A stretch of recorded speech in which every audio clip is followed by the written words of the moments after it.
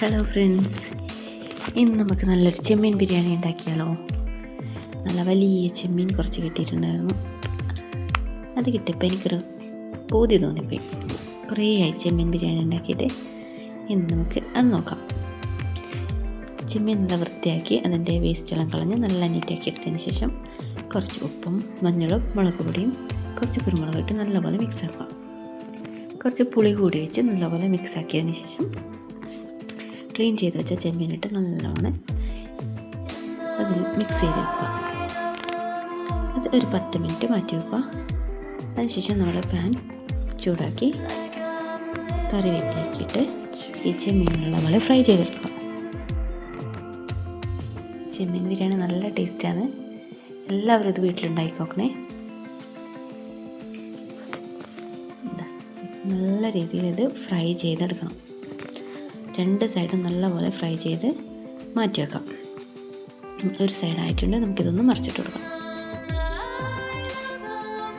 കാണാൻ തന്നെ എന്തൊരു ഭംഗിയാണ്. നല്ല വലിയ ചെമ്മീൻ കൂടി ആയതുകൊണ്ട് നല്ല ടേസ്റ്റ് ഉണ്ടാവും. ഓക്കെ, കറിവേപ്പിലൊക്കെ ഇട്ട് നല്ല മണം കൂടി വരുന്നുണ്ട് ഇതിൻ്റെ. അപ്പോൾ ചെമ്മീൻ നല്ലപോലെ ഫ്രൈ ചെയ്ത് വെക്കാം.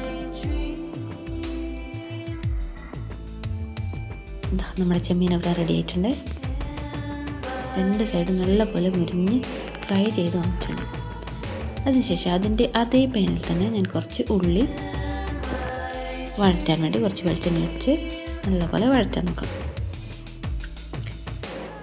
അതേ പാനിലായതുകൊണ്ടാണ് ഈ ഒരു കളർ വന്നത്. കുറച്ച് കല്ലുപ്പ് കൂടി ഇട്ട് കൊടുക്കാം. ഞാൻ കല്ലുപ്പ് മാത്രമേ യൂസ് ചെയ്യാറുള്ളൂ. നമുക്ക് ഉള്ളി നല്ലപോലെ വാടിയതിന് ശേഷം കുറച്ച് പച്ചമുളക്, ഇഞ്ചി, വെളുത്തുള്ളി ഇത് മിക്സിയിലിട്ടൊന്ന് ക്രഷ് ചെയ്തെടുക്കുക. അതുകൂടി ഇതിൻ്റെ കൂടെ ഒന്ന് മിക്സ് ചെയ്യുക. നമ്മളിതിൽ പൊടികളൊന്നും ചേർത്തിട്ടില്ല.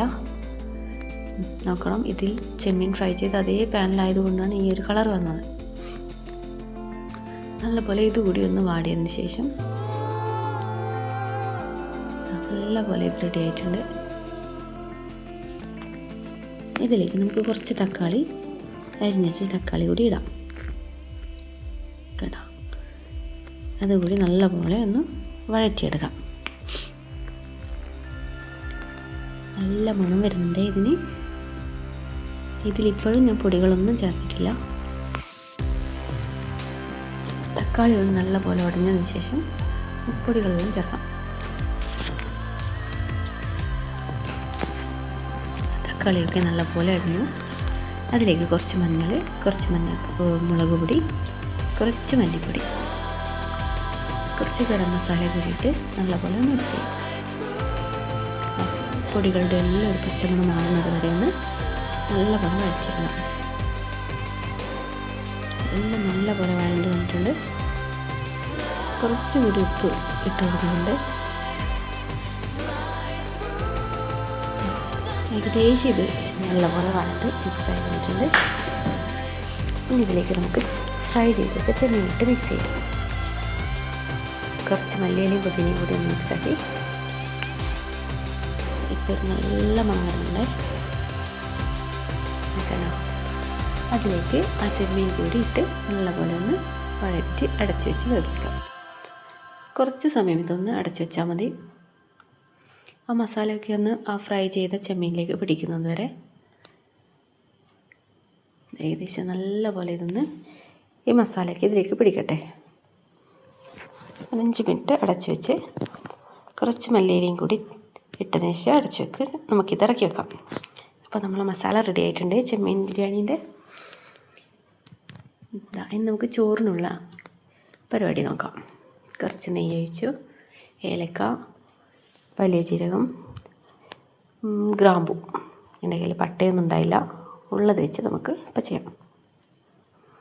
കഴുകി വെച്ച് അരി ഇതിലേക്ക് ഇട്ട് നല്ലപോലെ ഒന്ന് വഴറ്റിയെടുത്ത് കുറച്ചൊന്ന് ഫ്രൈ ചെയ്തെടുക്കാം. അരി നല്ലപോലെ വറുത്ത് കഴിഞ്ഞാൽ നല്ല രസമാണ്. നല്ലൊരു ഇതിലേക്ക് ചോറ് കിട്ടും. അതിലേക്ക് ഉപ്പിട്ട് നല്ലപോലെ അടച്ച് വെച്ച് വേവിക്കാം. അങ്ങനെ ചോറ് ഇവിടെ റെഡി ആയിട്ടുണ്ട്. അതിലേക്ക് കുറച്ച് നെയ്യൊക്കെ ഒഴിച്ച് മിക്സാക്കി വെക്കാം. ഞാൻ ദമ്മിടുന്നതൊന്നും വീഡിയോ എടുക്കാൻ പറ്റിയിട്ടില്ല. അപ്പോൾ ഞാനിതും ചെമ്മീനും ഇട്ട് ദമ്മിട്ട് വെച്ചിട്ടുണ്ട്. ഇതാക്കണ്ട, നമ്മൾ ചെമ്മീൻ ബിരിയാണി റെഡിയായി. നല്ല അടിപൊളി ടേസ്റ്റ് ആയിരുന്നു. എല്ലാവരും ഒന്ന് ട്രൈ ചെയ്ത് നോക്കണേ.